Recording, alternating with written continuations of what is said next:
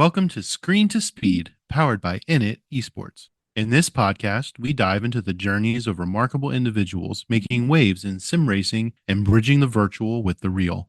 From the thrill of digital circuits to the roar of real life racetracks, we explore the passion, dedication, and innovation that drives the world of motorsports. We'll hear from athletes, creators, and pioneers sharing their stories, insights, and the powerful ways sim racing is connecting communities and creating pathways into motorsports. So buckle up, Screen to Speed starts now.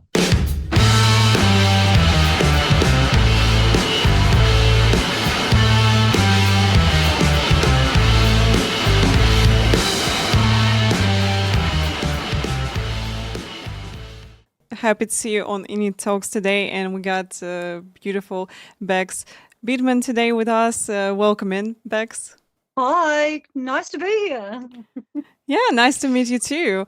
So hope you're doing well today. And let's start from where are you from, first of all? Because I can see you got morning also, as I in Kazakhstan and Almaty. It's 6 a.m. right now. Well, I'm from New Zealand, and we're a little island in the Pacific Ocean, miles away. And yes, it is 1 p.m. here, Friday. So the future looks good, everyone. Yeah. Yeah, We're I winter agree. down here. So yeah, it's winter for us. That's nice. So let's start with the basics. So how you get into motorsports, how you get involved into this. So where your journey started. I sort of had no say in it when I was younger. My dad was a mechanic, and I was just sort of brought up around cars. And then my stepfather was the same. And I sort of grew up at the Speedway track, which is a dirt track here for New Zealanders. And then as I got older, I was sort of determined I didn't really like Speedway as much, and I wanted to give the Tarsal stuff a bit of a go. So I think even as a young teenager, we all had cars and were driving around, and we all sort of, we're a country with a lot of Japanese cars. Mhm. So in the early 90s, we sort of had every Japanese car available. And that's sort of what we grew up driving, Honda Civics. Yeah, the old Skylines. Yeah, I learned to drive in my mum's Skyline. So it's kind of just stemmed from my childhood, really, of what options were there for us to drive around in. And being a girl from the 90s, we all drove manuals. Mhm. And that's sort of where it started. That's really cool. I think that some people will be jealous that you got all these Japanese cars and they really, available, not really far away from you. It's really cool because I bet so many people like in the United States and Europe also struggling to find a decent like Skyline or something like this. So it's really cool. Yes, they definitely do. We didn't sort of realize how great we had it back in the day. And like back then, you wouldn't realize, like with the internet now, everyone knows everything. Back then, you didn't realize actually how fun it was to be hooning around in what we were growing up in. And as I say, my daughter, her daily driver now is a Skyline. So they're still very common here. And we wonder why Americans, we know now why they get a bit jealous, because they are great wee cars. We get jealous we didn't get all the muscle cars. That's true.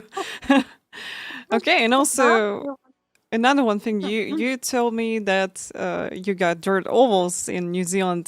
This is really surprising me because usually you're thinking like, oh, in United States this kind of racing, this category is really popular, but you're not thinking that somewhere else on our planet this can be popular also. So can you tell me more about the dirt ovals and like how people get here and like how big the community in New Zealand also? Speedway is huge in New Zealand. There's a lot of sponsors and all sorts that go into Speedway here. Basically, every town in New Zealand has a Speedway track. As to how big, depends on the size of the town, but there's always dirt tracks in New Zealand for people to go on. Depends how big your budget is, really, in terms of a lot of motorsport in New Zealand. But I don't have a lot to do with the Speedway community now, but the events that I've done out at Speedway recently are the demolition derbies. So you get an old car, normally an old Japanese car, sorry, America, but and you fang around, they put a ramp in it, and you go over the ramps and you crash into each other pretty much, and that's done on the dirt track. And I love it. They do one here on Boxing Day, and that's my biggest stress relief at the end of the year, was to go out and just snatch up a car and drive around in circles. Not a care in the world after those. You come on. Oh, it's a great time. So yeah, no, dirt racing is very big here. Yeah, sprint cars mainly. There's a lot of money tied up in the sprint cars here, and I think my uncle used to actually build them for some time. And no, it's just I sort of steered clear of it because once I found my wee community, I sort of fell in love with what I do now. Yeah. But no, Nelson Speedway, best speedway around. I better say that for my cousin. Yeah. Yeah, I can agree with you about Demolition Derby. I didn't try this in real life, but I tried so many times in Breakfast with community and with other streamers. It was like a ton of fun. So it's really cool category. I like it. Highly recommend trying one. All right. Stressful. And as I'm aware, you're with Mitsubishi's right now with Evo, yeah? And so what drew you into that car and like switch Skyline to this one? Wow, my Evo. I have 3 daughters. Mm-hmm. A Mitsubishi Evo is a reliable family car. Just reliable. I will refuse to have a people mover or a big wagon when I had daughters. I'm like, no, you'll never see me drive a people mover, like a big car, like a. And I considered my Evo first off to be a good family car. Then I just needed a bigger motor. It needed a bigger turbo. I needed to modify it. And then it became not such a reliable family car. So that's really cool. Yeah, my journey. Yeah, that's nice. You balance with motorsport and family life, and Evo just perfect car for this. Yeah, I don't know. My daughter might disagree about the room in the back seat, but she might not agree. But we managed to squeeze the car seats in, and yeah, they had a ball. Yes, no. Yes, cars prior to the poor Evo, but yeah, the Subarus, as I say, we're very Japanese car orientated here. So, yeah, everything was sort of Japanese. It was just a normal car that you would drive every day. The trucks, I like a Toyotas again. Toyota had a Land Cruiser. Hilux has a Toyota Hilux. So yeah, they're very common here. We've had several arguments with the Americans on what we call the vehicles because they all have different names for all these different vehicles. Yes. All right. And you actually start to take a part in time attacks events. So can you tell me more about this also? That seems to be my genre of racing at the moment, is the time attack. So it's one lap matters. So you do need a car that has got enough power. It's all to do with the aero and the downforce and how you can quickly get that one lap as quick as you can. So if you blow up after that lap, who cares?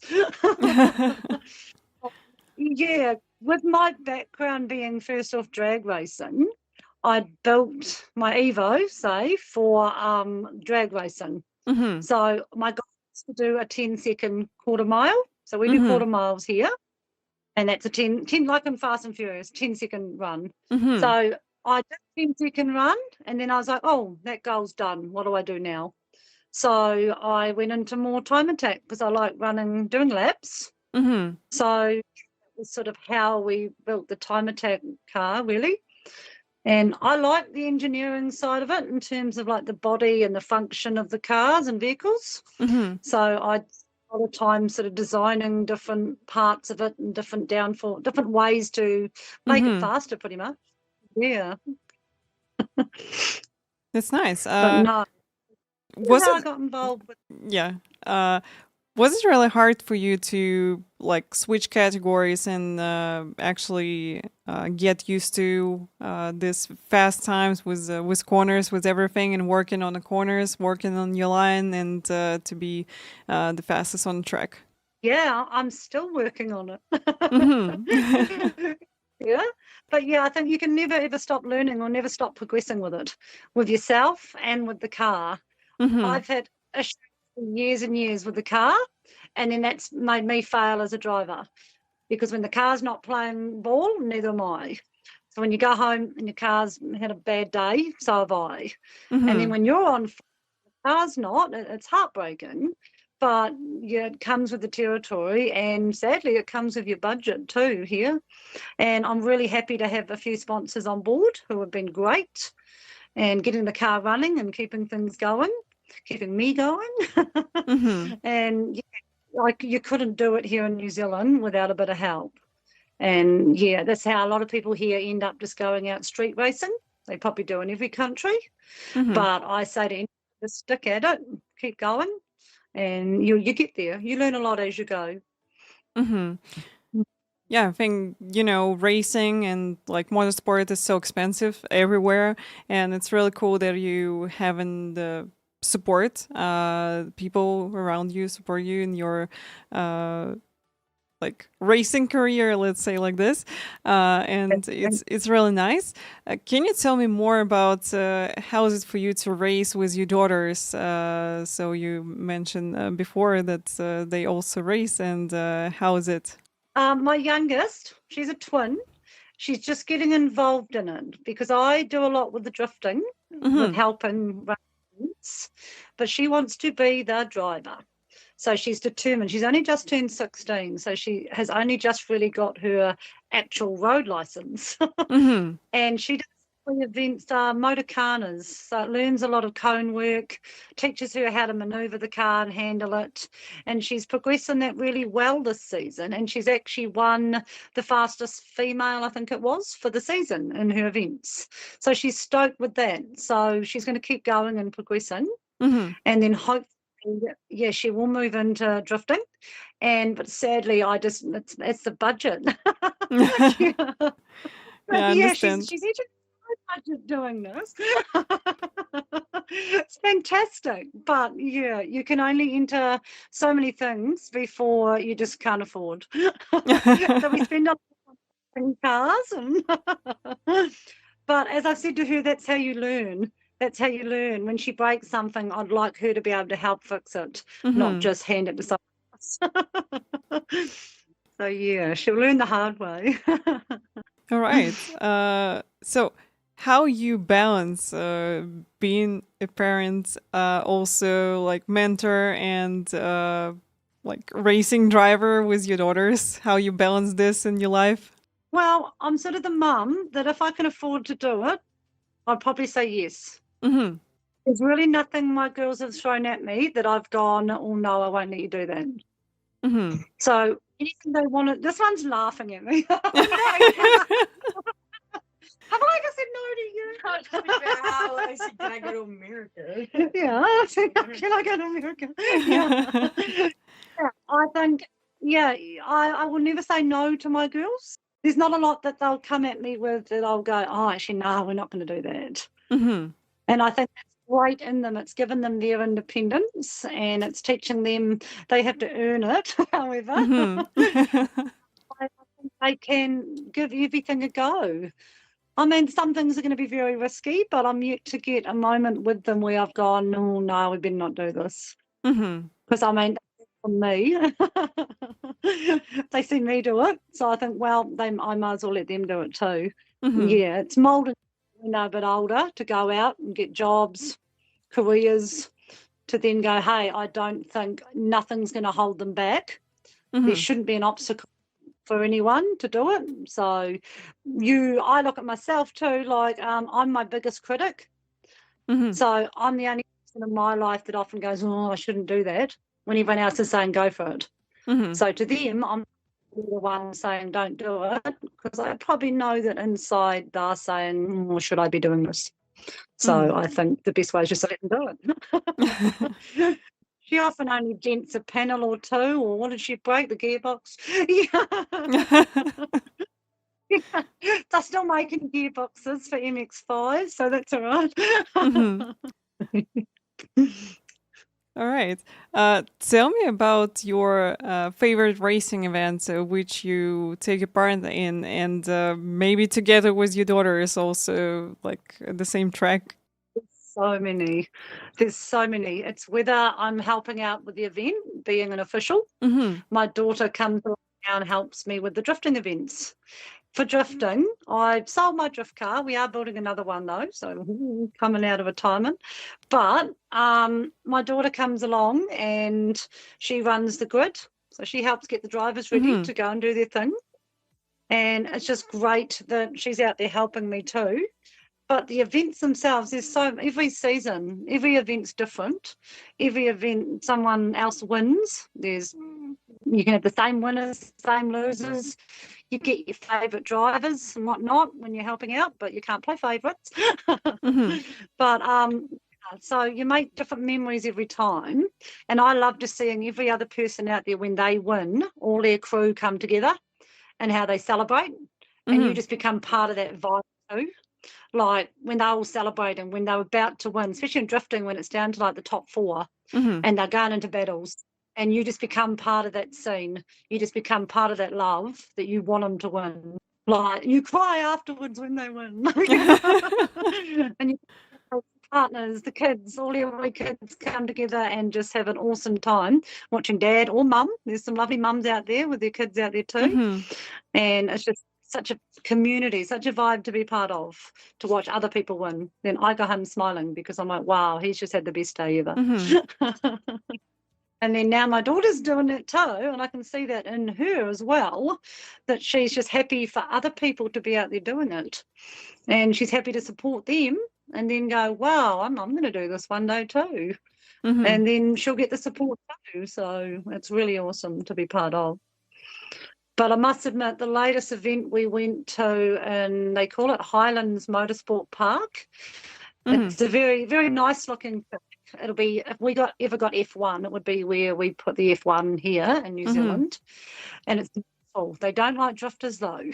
But this one event, they finally opened it up for a drift day. And the track got absolutely shredded up in tyres. But it was day ever, and my daughter got to interview one of the famous guy who hosted it, Mad Mike. I don't know if you know him. A lot of people might know Mad Mike. I know him. You know him. My daughter interviewed his son. She always had this goal, I want to talk to him and ask him some questions, and he was more than happy for her to do him. So she's topped her bucket list, so she needs some more goals. Yeah. So that was a very good event to go to and be part of. Yeah. That's nice that you got seems like really friendly and like family based community in New Zealand in racing. It's really cool because I think it's really warm and cozy when you got families, and just it's really good atmosphere you got around. It's really nice. Oh, it is. Yeah. That's sort of the whole part of it that we do enjoy, is that you can go out there with the family, with a group of your friends, your pit crew, and just have a good time, really. Yeah. It does sort of become like wee Fast and Furious families. Yeah. As we talking here a lot about how to be a girl in motorsport community and racing community. How is it for you to be mom with daughters in this racing community in New Zealand? Do you have any issues, or maybe no issues with this? I don't as such. But I know it probably does happen out there. But if you go along to an event and your main focus is just to have a good time, enjoy yourself, compete, help out, it doesn't matter whether you're male, female, cat, dog. I think in New Zealand, I don't think we have this as much. I may be wrong. There could be people out there that do experience the female thing. But I think in our community, you're respected if you get out there and you're just doing what you want to do. Once you put the helmet on, doesn't matter what's between your legs, literally. You earn that respect from men and women, and you're just out there doing it because you genuinely love what you're doing. So I'm yet to see it, but it probably does happen. But I want to say maybe not so much in the actual racing sector. I'm guessing in the car, like we meets and things, it may do. But I go to meets and we women, men, we all just have a really good time as well. And yeah, I think we're very lucky in New Zealand that we haven't got that stigma. Our stigma is that you basically us old Japanese JDM people, we get a bit ganged up on by the muscle car people. I think New Zealand's conflict is what you drive, not who's driving it. And same with the different categories of racing, like the Speedway boys don't like, tar seal people. So I think that's our biggest battle in New Zealand, is that we're a little country. We've got some very talented drivers here, but I think it just matters what you drive. You get a bit ganged up on when you drive an Evo and not a V8. All right, so you got more battles about what's better, like Subaru, Mitsubishi, yeah? Yes, that is horrific. Those are the worst. This is actually really... Yeah, it's really nice because I've been into karting from 9 years old, and then I've been into open wheelers and formulas, and I can tell you that karting and open wheelers community really toxic. So they really care about like, oh, you like overtook me, like, oh, that's girl, oh no, something like this. Even our open wheeler boys and girls, there's a lot of females coming through from New Zealand.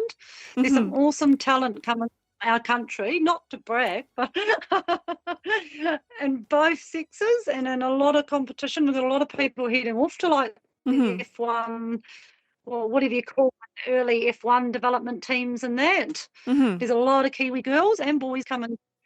Yeah, so I think if you can overtake anyone, just do it. Make the pass.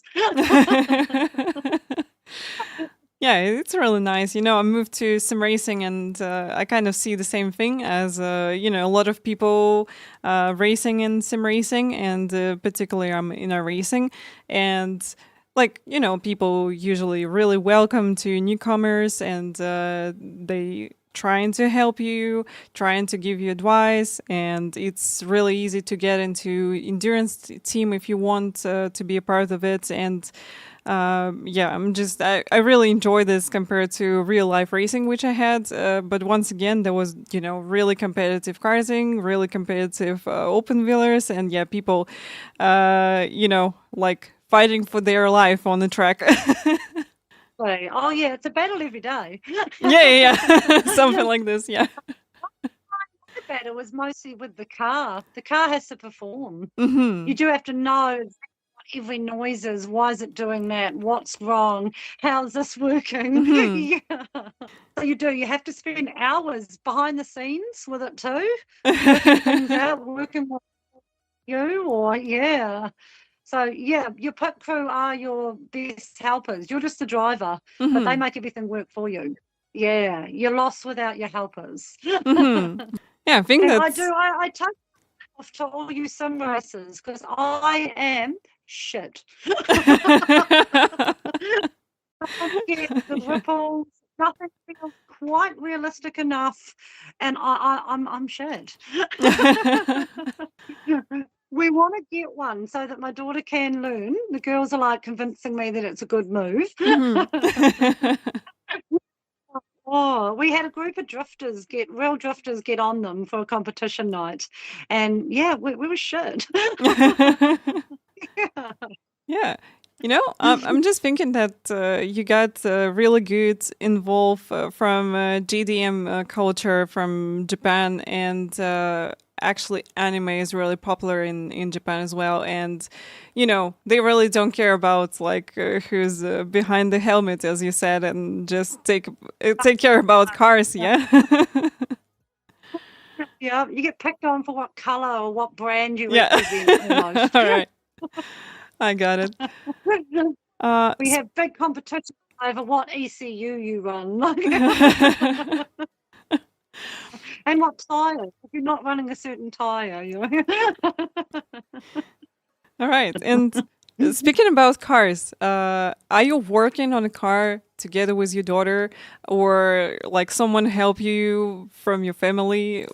Like, how you doing this? just one car or the lot? Like all cars which you got, how you prepare them for competition? Well, at the moment, I've got another Evo being built, Mm-hmm. and that's going to be a dedicated track car Mm-hmm. because my car currently is road legal to an extent. Mm-hmm. But now I've decided, right, I want to push myself that much further, so I need a dedicated track car. So that's at tuners now, so that's not far off being complete. And I've got a lot of the bodywork to still complete with that. So that's when I'm hoping that my daughter, she's taking an interest in it, so she's looking at jumping on board too and just helping out, Mm-hmm. just learning a lot as she goes, because then the next car we're building is a Nissan 180. I've always wanted to own a dedicated track one of those. And we've got one, and we're just going to build that up over summer, which will be your guys' winter. Mm-hmm. And that's going to be basically her and my drift car to start using again. Mm-hmm. So that's 2 cars on the build, 2 actual dedicated track builds. And then my daughter's got an MX-5 that's still, she races that now, so that's what she's using. So then we just need to tidy that up a bit for her, because when she does get her actual road license, she'll be driving it on the road. So Mm-hmm. she's going to be learning a little bit more about how to fix that and correct things with it. And she busted her radiator. So she actually did that. I watched, but she did the bulk of it by herself. Mm-hmm. So at 15, she was learning, when you break something, you need to fix it. Yeah, but the Evo build's sort of taken up a lot of our funds this year. Mm-hmm. So that's why I haven't been doing racing, but I've been doing more of the official duties this season. But no, everyone's very excited for this Evo to come out. So I'm excited too. Nervous. You're always nervous when you got a new car. It's like when you go somewhere and you hope you've worn the right outfit kind of thing, I guess. Mm-hmm. It's a lot of pressure on getting the right colour or the right... Can't turn up for too many events with the same car. It'd be like wearing the same dress again and again. Mm-hmm. Oh, that old thing. Oh, she needs a new one.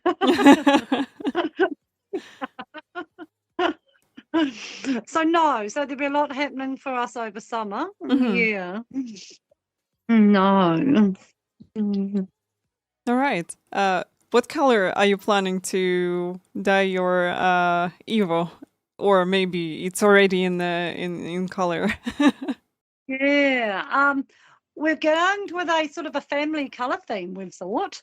My current Evo is the grey, like the Nardo Audi grey. So I've had that colour on that one. But I've gone with just black. Mm-hmm. Boring old black. But I'm a bit annoyed because I've also done a lot of like powder coating and spray painting to master a fluoro yellow so that it stays. It's very hard to get unless you're wrapping them. So I've gone, right, I want to go fluoro yellow. So I've done helmet, I've done a lot of all my gear. And then I hate to say it, but now I've seen old Lando Norris is rocking fluoro yellow, isn't he? I'm saying that he stole my colour. We're going to be black with fluoro yellow. And then my daughter's doing black and with a green, like a emerald greeny colour. So, yeah, well, we're sticking with black just because it's easy when you dent a panel and you break something. You can just quickly spray it black, can't you?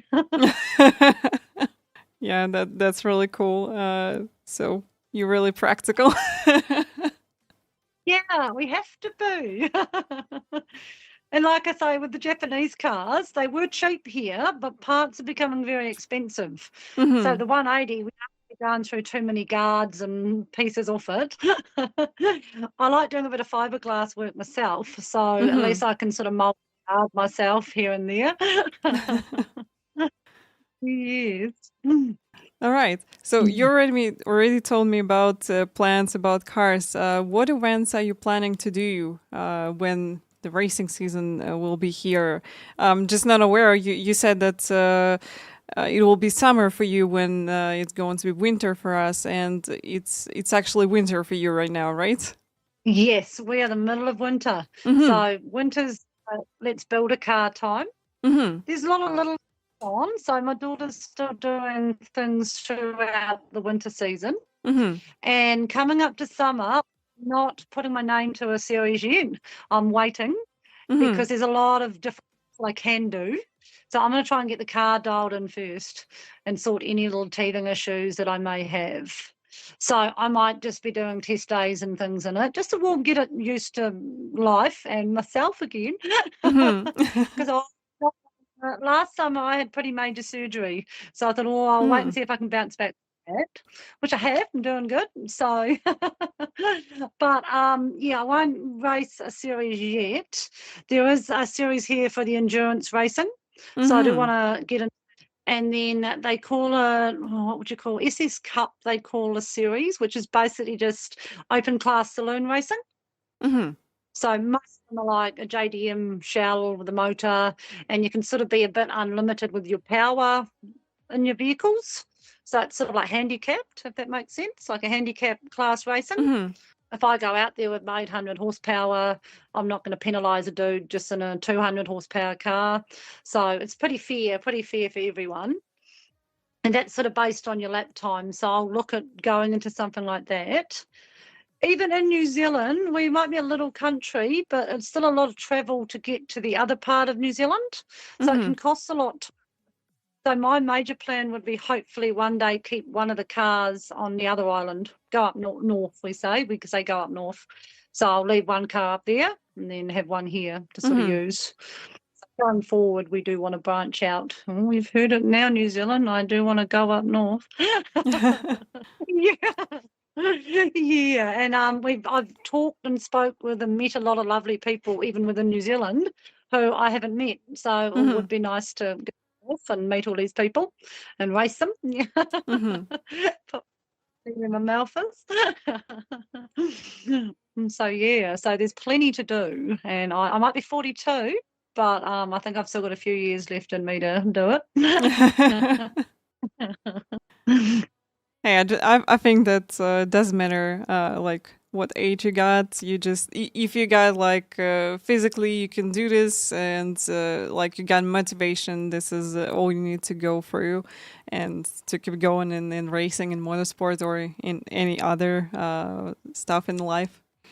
I think so, yes. I feel 10 years younger. Kids keep me young.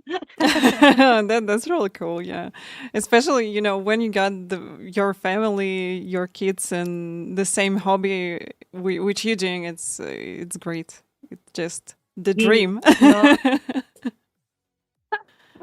We had an event not long ago. I hosted an event, and just like a hard park where people come and park up, and even my mum came and got involved. Out there. You tell me about endurance event, yeah? How long this endurance will be? I'm just curious because I'm just in love with endurance event. I really like to do this team events in sim racing because usually working not only going fast, but you also have to save fuel. You have to work on a strategy, work with the like steam schedule with the team. It's really interesting to do all the time. And so what kind of format of endurance event are you planning to take a part in? Endurance racing is quite big in New Zealand and Australia. So like if you're familiar with series supercars, yes, New Zealand and Australia have supercars. So that's V8s. They race against each other. There's teams, so there's a lot of strategy between the teams. They keep changing the rules. They change rules every season to do with how they race and what they're doing. Every race, I think, has different, like, sort of like F1 too, with different fuel, pit stop strategies and things like that as to what the race is going to entail. Here in New Zealand, it's a South Island endurance I want to give a go. So within the one there's your 5 different classes. Mhm. So being in an Evo, I'll be racing against like brand new McLarens, the new Audis, all the Porsche GT3s, and but due to being in an Evo, I'll be in the bottom class, which I Mhm. don't mind because you're still racing against some really awesome top drivers. And the main one they do is 1 hours and 3 hours, Mhm. which is pretty standard times for most, even our supercar series. But that's what I want to get involved with more, is doing a little bit more long-term racing. Mhm. But sadly, when you car to be a time attack car, you've got to definitely change the strategy of how your car's even made, because my car will last, 2 laps? It won't last hundreds. Mhm. It is very much also you, and it's down to your car, how your car's going to be set up and built to handle it. Mhm. So I'm hoping the hour one to go, and then see what happens. That's why I want to do a lot of testing this season to try and get myself and the car dialed in to go, yeah, I can do this, Mhm. and then go from there. Because there's some phenomenal drivers, some phenomenal guys in New Zealand that come out of endurance road racing, and Mhm. that's what we love here. We don't have like NASCAR in America, the big ovals. We don't have that here. I'd love that here because that's what I loved doing in America, or that's what I loved about going to America. Mhm. But we do road courses here. So to turn corners and do everything like that, and that's the endurance part of it as well. And that's part of it, is you have to be physically fit to sit in the car for hours. Mhm. Yes. Our legend at the moment is we've got Shane Van Gisbergen. They call him SVG over in Mhm. America at the moment.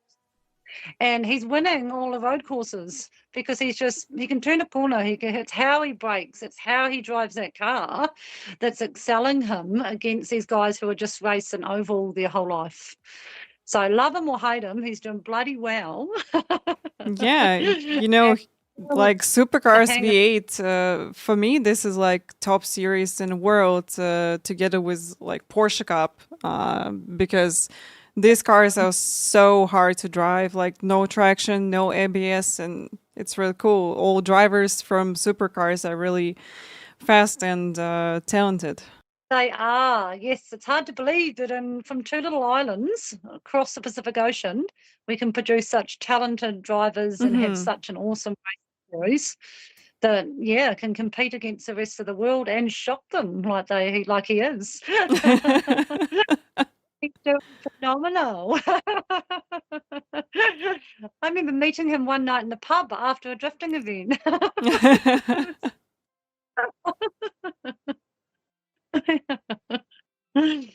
Yeah, but no, endurance is incredible. Yeah, incredible. And same again with the vibe of the people that do that as well. Mm-hmm. And you're as strong as your team and those you have around you. Yeah, to sort your car out. Yeah. Or to be picked to drive someone else's car. That would be my goal. Or for my daughter one day to have someone say, right, can you come and drive for us? Mm-hmm. Yeah, that's incredible for New Zealanders to get an opportunity to do. Mm-hmm. So this endurance event, you said that there'll be 1 hour and 3 hours. Yeah. Are you going to drive alone in the car, or are you going to have a teammate in your car? For the 1 hours, so for this season for it, you do 2 1-hour races, Mm-hmm. and then there's 3. So you can pick. I mean, I've got to work out how it fully works. But when the 3, you can have a co-driver even in the Mm-hmm. hour. But Mm-hmm. in the 3 hour, yes, you have a co-driver as well. So the 1 hour, it's still an hour. It's a lot. I'm probably going to stick with the hour. And yes, I do have a friend in mind for the co-driver. Mm-hmm. So my best mate will probably be co-driver. He's happy to do that. His car is definitely built for time attack or drag racing. Mm-hmm. So we'll definitely be Evo for this. But it is something that we both want to give a go. And yeah, so we'll probably do a 1 hour and see how that goes. And then work our way up to the 3 hour. Mm-hmm. Okay. You took a part in like time attack, drifting. You're planning to do endurance, yeah. What other motorsport disciplines which you secretly want to try one day?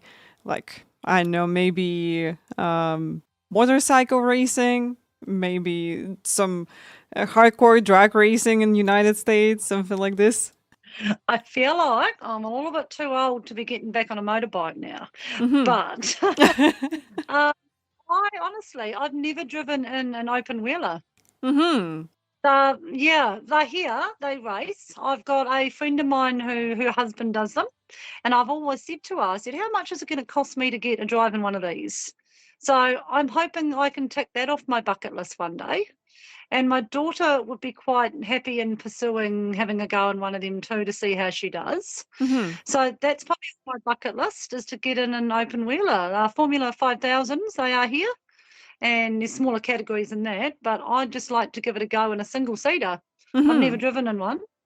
My dream is, of course, NASCAR on the oval, but it's a lot that'll never come to New Zealand, sadly. We're not going to be able to get tracks like that here. The coolest thing was in Vegas going to the NASCAR place. That was very cool to see. Mm-hmm. And it was closed.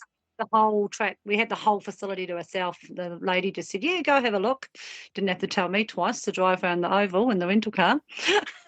Mm-hmm. But it'll be cool to go to those events. Yeah. But no, yeah, definitely the single seater would be a goal of mine. And if my daughter got into one of those and excelled and wanted to keep doing that too, I'd be more than happy to support her with that. Yeah. Mm-hmm. But no. Yeah, I'm pretty sure they're going to like open wheeler because it's absolute different feelings which you get. I still remember guys came to our box. They've been driving the Porsche GT3 RS and the racing track together with me. We had a practice, and they just came to me and they tried open wheelers at this day, and they told me like, how you going fast with this? It's like it's crazy. You sitting on your butt with a tarmac, really close to you. Like it's crazy feeling. So yeah. Yes, I can imagine. Yes. So no, that would be a very cool goal to, Mhm. yeah. Collapse in one, yeah. It's very expensive. You sort of got to narrow down what you're going to do. Yeah, it's expensive. Yeah, really. But Yeah. I think worth try it definitely, because completely different feelings of what you're getting from the road car compared to it.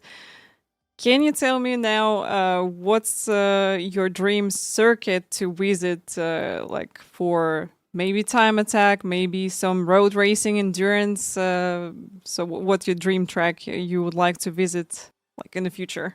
I would still have to say more of the NASCAR ovals. Mm-hmm. That does fascinate me. Yeah, yeah. To actually see them race and do what they do, the drafting, do everything, Mm-hmm. would be fascinating. Yeah, because we don't have that here. Mm-hmm. So it is something like that's so foreign to us that it would be cool. And because I did go to one and I got the buzz just from the empty stadium, to see that packed out for a race would be phenomenal. Mm-hmm. So any of any of them. We went to Vegas, but to go to any of those tracks, Indianapolis, places like that, that would be very cool. Yeah. All right. And then, as my daughter would have to say, she would say, we have to go to every Formula One race. She's a huge Daniel Ricciardo fan. Probably have to say that too for her sake. She would love to see him come back. But yeah, we're going to go to the Melbourne F1 next year. So Mhm. that would be pretty cool. At least that'll tick that off her bucket list. So yeah, that would be pretty good. All right. And what track would you like to drive? Maybe Mount Panorama, because for me, when I'm thinking about this part of the world, I've been into Malaysia so many times at Sepang. Absolutely beautiful, wonderful track. Love it. But my dream will be drive Mount Panorama at least for one lap, because it's so exciting with this up hills and down hills, and also V8 supercars racing here. So it's really cool track. So what's your dream track here, to drive by yourself?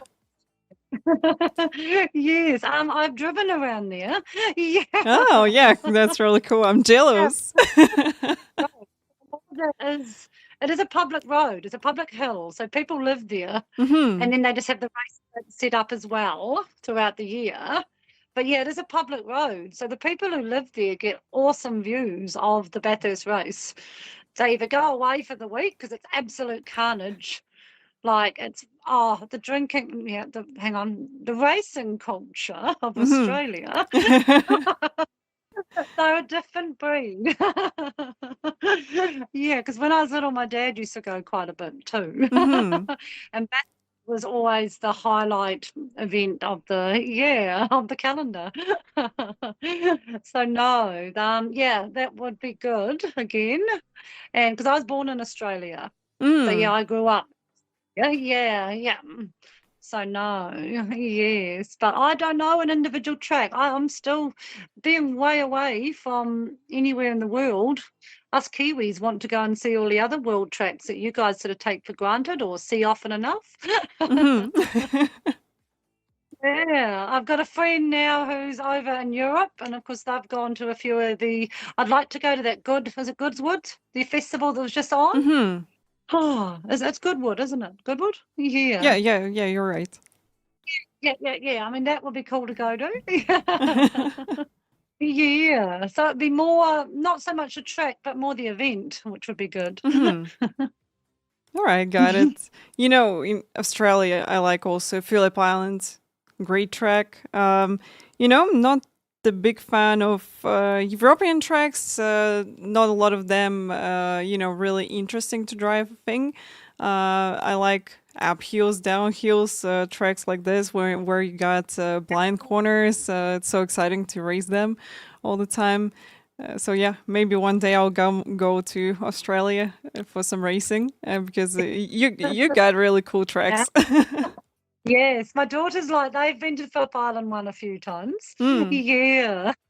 And the good news for us here, and I live in Christchurch, and our local track, so the track I work at, we're getting a round of the supercars next year. Hmm. So supercars to our home track. So that's going to be really good to have it here on the local track that I drive every week, sort of thing. Hmm. So to have that event come to us is going to be really great for next March. Yes. So yeah, I hope we offer them a good race. Good. Hmm. Our track's very narrow here, our local track, compared to some of the other ones. But yeah, it makes for some interesting driving, some interesting spots to have to try and overtake. Hmm. All right, and the last one will be where people can find you on socials and like to follow you because you got a lot of plans, and I'm really curious to see you in endurance racing and maybe even in V8 supercars like in the future. Who knows? Well, a lot of my stuff is quite humorous, to say the least. There's a lot of epic fails that go on in the garage. I think part of it. If you can show your failures, then you can definitely show when you succeed. Mhm. My main one is my Instagram. Yeah, I'm also known as Bex Prime. Yeah, just drop the link to the chat, guys. I've always had a love for old Optimus Prime. I'm a bit robotic myself. So yeah, so no, Beximus Prime. We have a TikTok. Me and the girls post a lot of stuff to TikTok and your money Instagram. At the moment, there's a lot of stuff about them learning to drive on the road because it's Mhm. quite challenging now to cross back over from racing on track to learning the road rules. Yeah, so they battle a bit. All right. But yes, I'm not into gaming stuff yet. But yeah, one day I'll tick that off my bucket list. You have to. All right.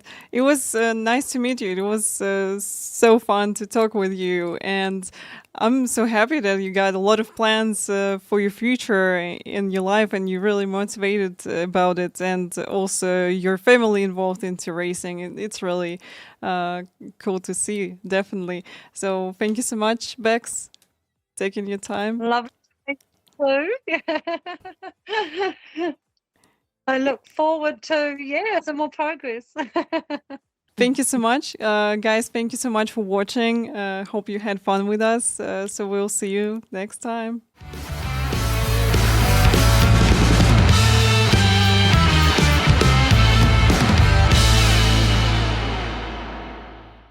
INIT eSports focuses on sim racing events and digital tournaments. They bring esports content to fans and sponsorship opportunities to brands while maximizing audience reach across multiple sports, industries, and platforms.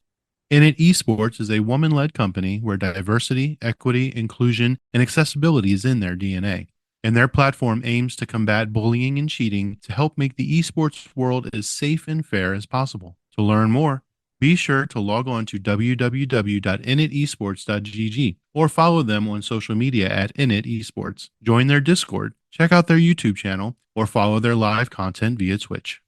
This episode has been brought to you by Grand Touring Motorsports as part of our Motoring Podcast Network. For more episodes like this, tune in each week for more exciting and educational content from organizations like the Exotic Car Marketplace, the Motoring Historian, Break Fix, and many others. If you'd like to support Grand Touring Motorsports and the Motoring Podcast Network, sign up for one of our many sponsorship tiers at www.patreon.com/GT Motorsports.